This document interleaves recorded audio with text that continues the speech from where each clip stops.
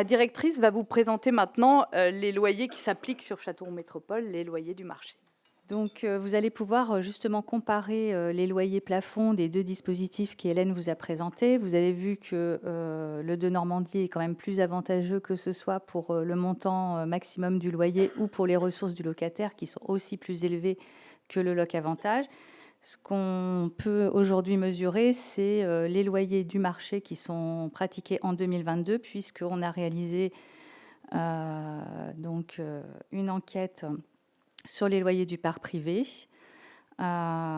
Effectivement, bon, la DIL, vous le savez peut-être, mais on suit régulièrement les loyers pratiqués dans l'Inde dans le secteur privé. Et en 2022, on a été chargé de mettre en œuvre l'Observatoire local des loyers sur l'agglomération Castelroussine.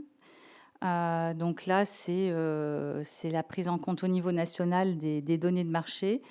Et ça permet de renseigner et de conseiller le public, que ce soit des professionnels, des investisseurs, les propriétaires bailleurs, les locataires, les décideurs locaux.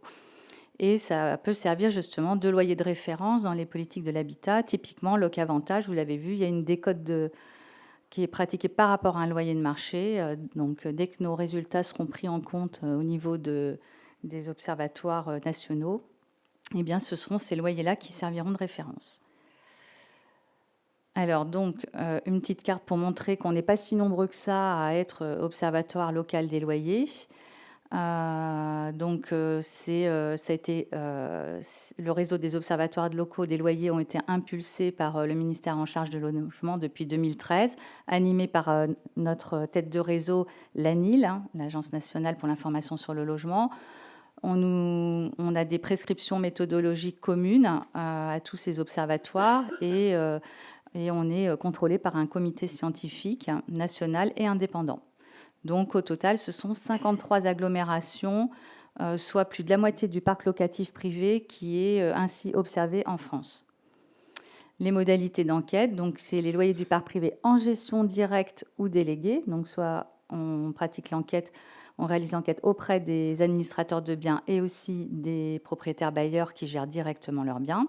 C'est sur du non meublé et ce sont les loyers au 1er janvier 2022, des données anonymes et confidentielles, et on diffuse les résultats à partir du moment où on a 50 lots en référence. On nous avait assigné 1242 références pour 2022. Donc, et en fait, notre collecte a été une grande réussite. Et d'ailleurs, je tiens à remercier ceux qui, d'entre vous, ont peut-être contribué effectivement à alimenter cet observatoire, puisqu'on a dépassé notre objectif de 36% avec 1686 loyers, c'est-à-dire 29% du parc locatif privé de l'agglomération. C'est quand même considérable. En gestion déléguée, donc on a eu 5 administrateurs de biens, 5 agences immobilières ou des notaires qui gèrent, qui ont participé et qui nous ont transmis 1353 loyers. Au niveau de la gestion directe, nos propriétaires bailleurs qui consultent la DIL ou bien aussi suite à des contacts de propriétaires qui ont déposé des annonces sur Le Bon Coin, on a réussi à recueillir 333 loyers en gestion directe. Et donc aujourd'hui, c'est la première fois qu'on restitue les résultats de cette enquête. Donc, pour aller très vite, parce que j'ai conscience qu'il est déjà tard, vous avez ici les éléments pour les appartements sur Châteauroux Métropole. Vous voyez qu'on a un loyer médian de 7,6 € du mètre carré, tout type d'appartements confondus, donc du studio au T5. Si on parle de moyenne, on est sur une surface moyenne de 59 mètres carrés, un loyer mensuel moyen de 434 €. Et après, évidemment, on vous détaille dans le petit graphique la typologie T1, T2, T3, T4. Tout ça, c'est assez détaillé. Et on a un exemple.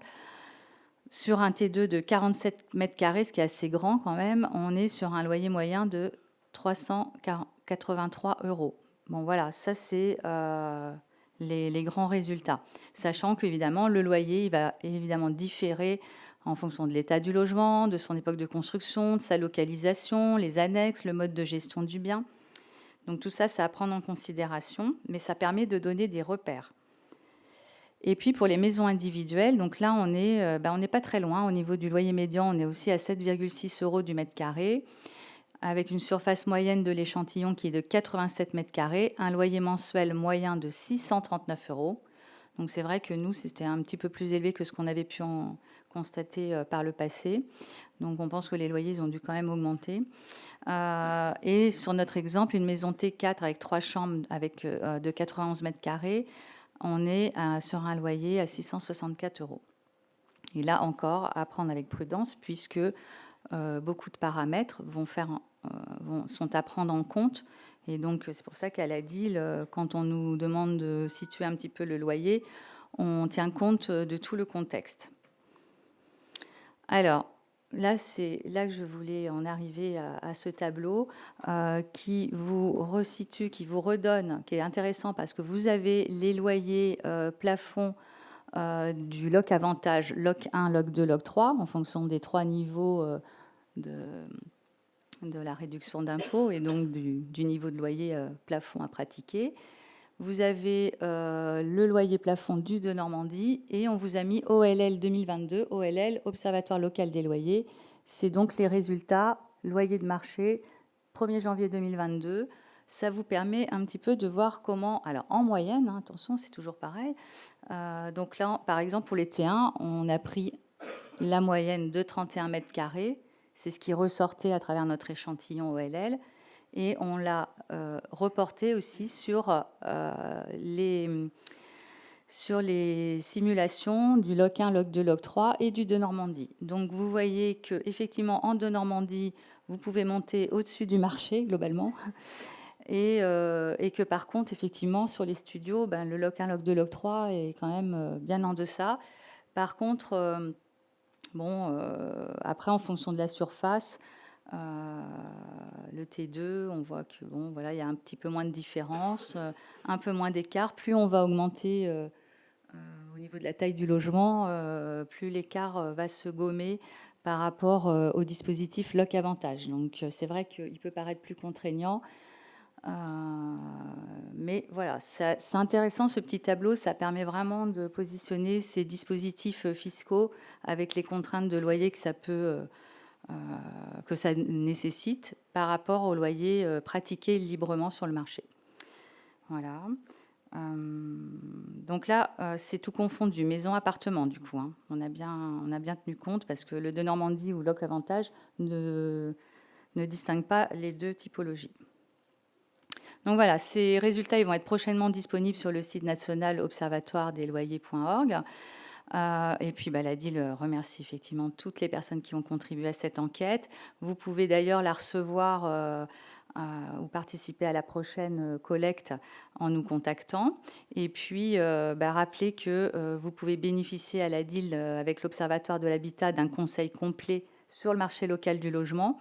En plus des conseils juridiques et de la fiscalité du projet, on va vous donner des éléments par rapport à la demande locative, les prix et les loyers selon la typologie, la localisation du bien, et ça permet aussi de bien appréhender son projet locatif sous tous ses aspects. C'est important sur un marché détendu, effectivement, de savoir si le produit va correspondre à une demande. Et grâce à notre observatoire de l'habitat, depuis plus de 20 ans, on a quand même du recul. On voit un petit peu ce qui se passe au niveau des tendances. On réalise des enquêtes sur la vacance. Donc ça, Magali Bourdin vous a expliqué que c'était une problématique que la collectivité prenait en compte. C'est vrai qu'on a cette connaissance du parc privé depuis plus de 20 ans grâce aux enquêtes qu'on réalise avec nos partenaires, les professionnels de l'immobilier. Donc voilà, c'est vrai que c'est un outil très, très, très précieux.